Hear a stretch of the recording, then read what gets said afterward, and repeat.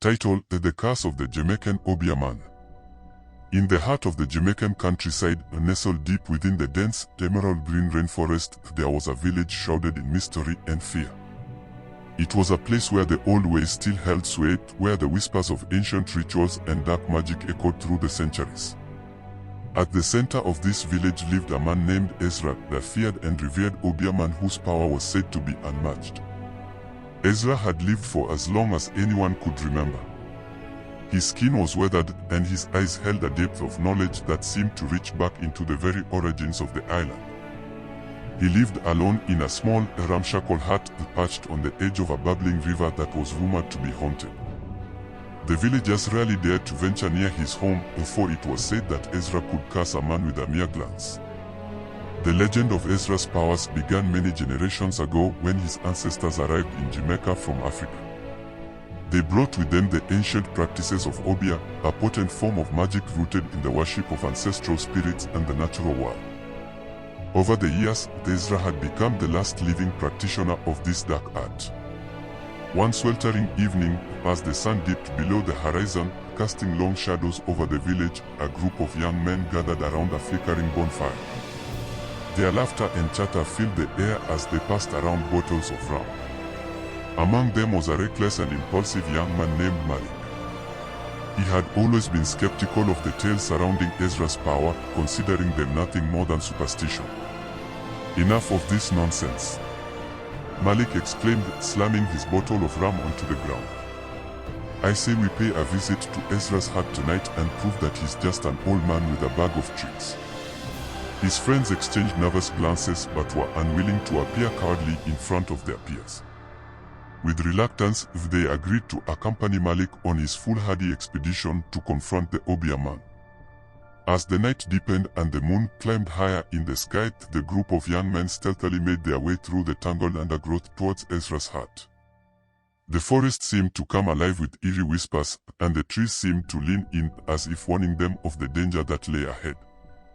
Ezra's hut loomed before them, shrouded in darkness. The only sound was the gurgling of the river nearby. Malik, his bravado now waning, approached the door cautiously. With trembling hands, he pushed it open, revealing the dimly lit interior. Ezra sat in the center of the room, surrounded by flickering candles and strange, ornate symbols etched into the wooden floor. His eyes gleamed with an otherworldly light as he looked up at the intruders. "You dare to enter my domain," he hissed, his voice like a snake's hiss. Malik took a step forward, trying to maintain his bravado. "We've come to prove that you're nothing but a fraud, old man. Your magic can't scare us." Ezra's lips curled into a wicked smile. "Very well, young fool. If you seek to challenge me, then so be it." With a wave of his hand, the candles in the room flickered and went out, plunging them into darkness. The air grew cold and thick with a palpable sense of dread. The young men began to panic, stumbling over each other in their haste to escape. But the door slammed shut, trapping them inside. Whispers filled the room, and Malik felt icy fingers close around his throat. He gasped for breath, his eyes wide with terror. The shadows seemed to come alive, twisting and writhing in unnatural ways. Something ancient and malevolent had been awakened. Ezra's voice echoed through the darkness. "You see, young fool, there are forces in this world that you can never hope to comprehend. I warned you, but you chose to challenge me." One by one, the young men were enveloped by the darkness, their screams echoing through the night. Malik watched in horror as his friends were dragged into the shadows, their voices fading into nothingness.